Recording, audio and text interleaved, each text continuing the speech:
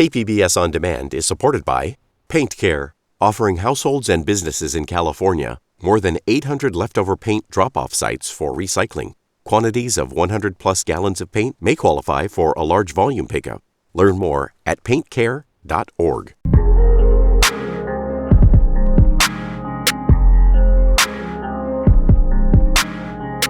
This is a special 6-part series called Dr. J's. I'm KPBS investigative reporter Claire Tregeser.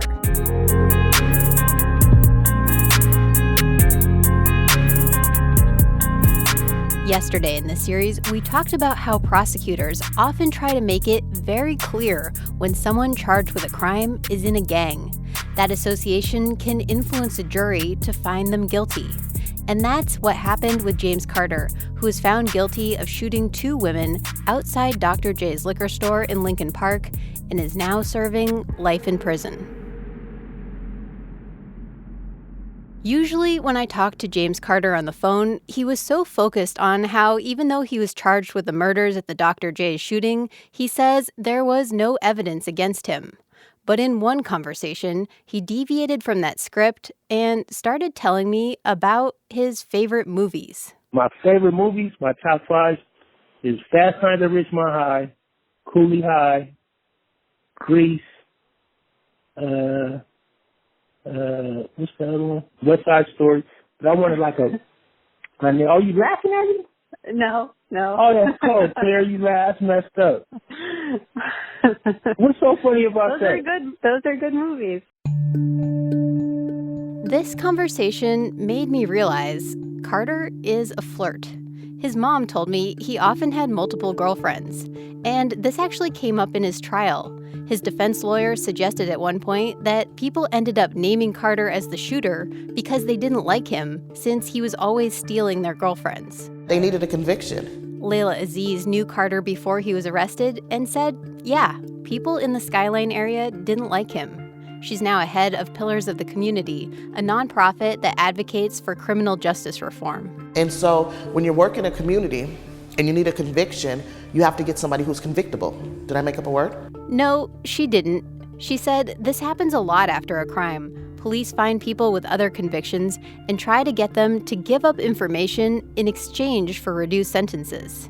As they went in there and they started making deals with people who didn't want to go to prison for having drugs or didn't want to go to prison for domestic violence or different things, and they got them to testify, just give me a name. And finally they got a name that could stick with enough people who didn't care about him. He was a throwaway.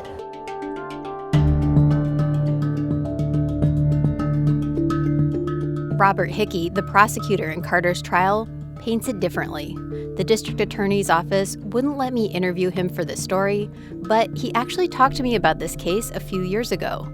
Back then, he was running for San Diego city attorney and brought up the case multiple times as evidence that he knew how to work with the Southeast San Diego community. I was a prosecutor of the year in 2011 for work I did on a double murder down in Southeast San Diego. I know the district attorney got the best work out of me when I was empowered. On the Dr. J's case, the double murder down in Southeast San Diego, where these 2 innocent women were murdered.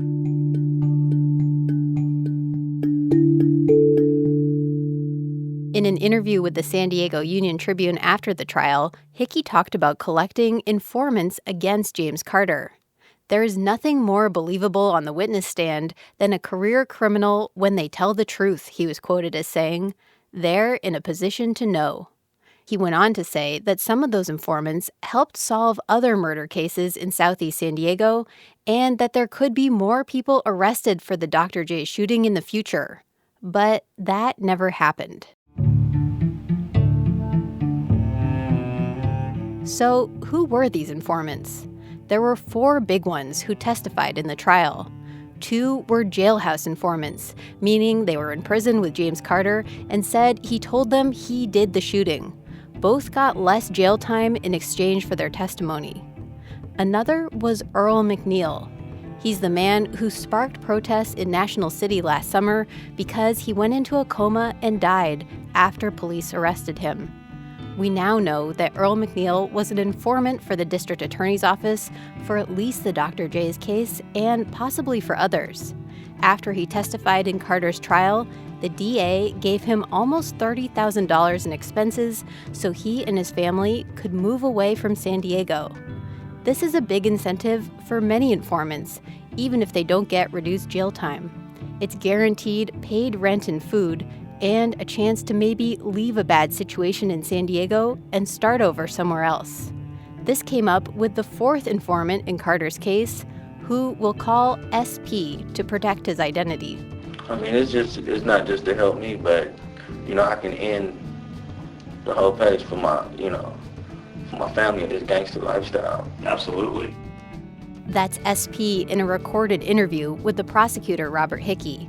He shows what a hard decision it can be for an informant to decide to cooperate with police. This is snitching, This is against everything that I believe, everything that I've been grown up to understand. Hickey tells him he knows it goes against the gang code to give information to police. I understand the code, but also maybe you get a new code today. SP clearly did not want to testify. In fact, he says at the trial that he only decided that morning to go through with it, and that the district attorney had to keep him in jail to stop him from, as he says, ducking them and skipping testifying. In that tape, SP says that James Carter was the main organizer of the shooting. But then, at the trial, Carter's defense attorney plays another tape. So everything I've said to the DA has been a lie. Did they know that at this point? Yes, I believe they did.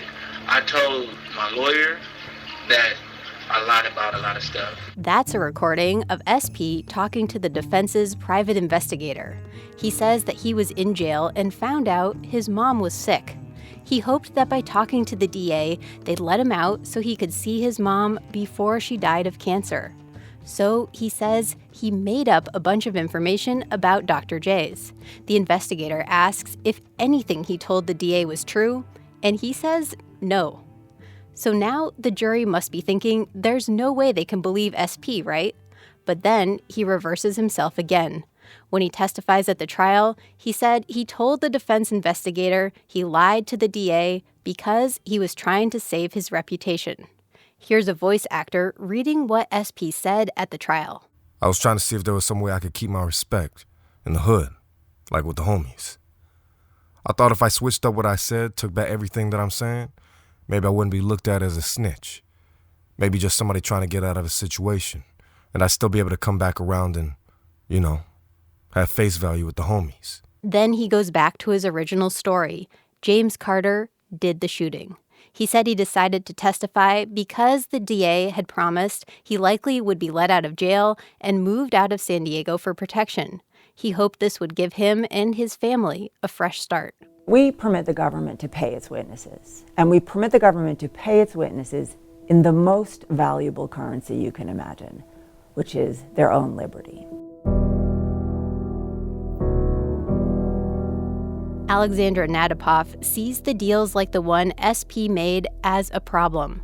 She's an expert on informants and a law professor at UC Irvine. We have permitted the creation of an enormous, informal, off-the-record market, exchanging information for liberty and leniency in sentencing. We don't regulate it. She said offering people deals in exchange for testimony increases the likelihood that they will make up information. But we also pay in the fact that, in effect, every informant deal is letting a criminal off the hook.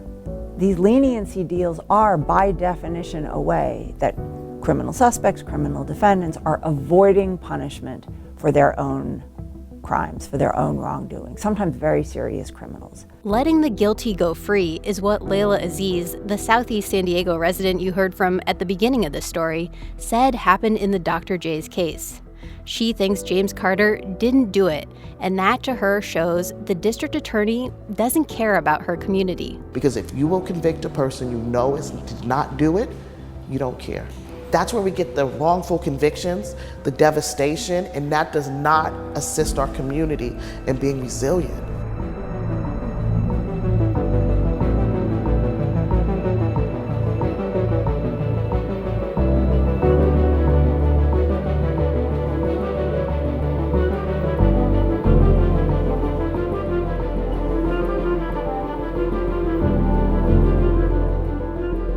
Tomorrow, we'll hear more from Aziz and other Southeast San Diego residents about what would assist their community in the future.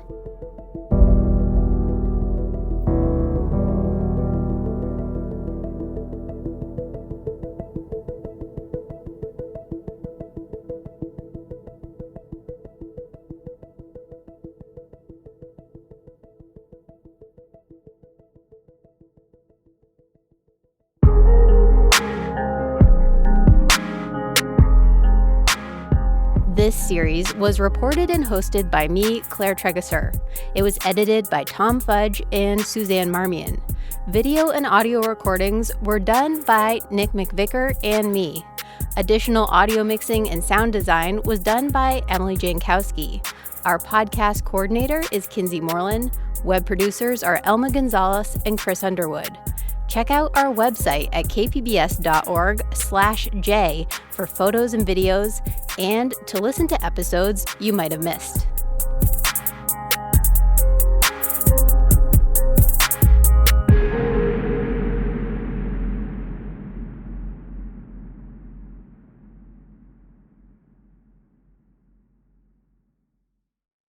KPBS On Demand is supported by Splatero, helping homeowners pay for home improvements by offering streamlined access to your home's equity with no additional monthly payments or new debt. Splatero provides a lump sum payment in exchange for a share of your home's future value. Pre-qualification available at splatero.com.